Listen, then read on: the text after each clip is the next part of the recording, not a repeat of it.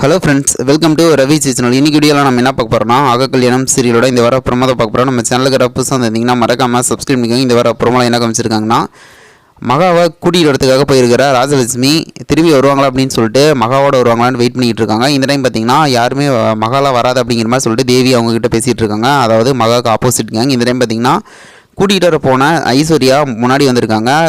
வீட்டு வாசல் நின்றுட்டு நானும் எங்கள் அக்காவும் செய்ய வேண்டிய வேலை நிறையா இருக்குது, அதுக்குள்ளே நாங்கள் விட்டுருவோமா அப்படிங்கிற மாதிரி சொல்லிட்டு பஞ்ச் டைலாக்லாம் சொல்லிட்டு வர மாதிரி வந்து காமிச்சிருக்காங்க. இதை கேட்டுக்கிட்டு இருக்கிற வீட்டில் இருக்கிறவங்க எல்லாருமே வந்து சாக்கிங்க பார்த்துட்டு இருக்காங்க.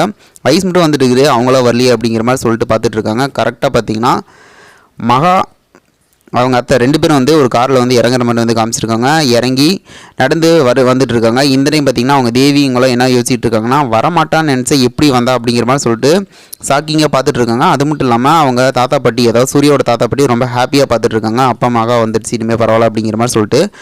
இந்த டைமில் பார்த்திங்கன்னா இவங்களோட மருமக தானே வந்திருக்காங்க, போய் ஆர்த்தி எடுங்க அப்படிங்கிற மாதிரி ராஜலட்சுமியும் தேவியும் சொல்லி அவங்க ஆர்த்தி எடுக்கிற மாதிரி வந்து காமிச்சிருக்காங்க. சூர்யா சைலண்டாக பார்த்துட்டு இருக்காரு. என்ன தெரியலையே, என்ன முடிவோடு வந்திருக்காங்க அப்படின்ட்டு வெயிட் பண்ணி பார்ப்போம் என்ன நடக்கும் அப்படின்ட்டு. இது போல் வீடியோ நான் மறக்காமல் சப்ஸ்கிரைப் பண்ணுங்கள். நம்ம வீடியோ பிடிச்சா லைக் பண்ணி கமெண்ட் பண்ணி ஷேர் பண்ணுங்கள். செம்ம டெஸ்ட்டாக போயிட்டு இருக்கு. இந்த வாரம் ஃபுல்லாக வெறித்தனம் பாருங்கள்.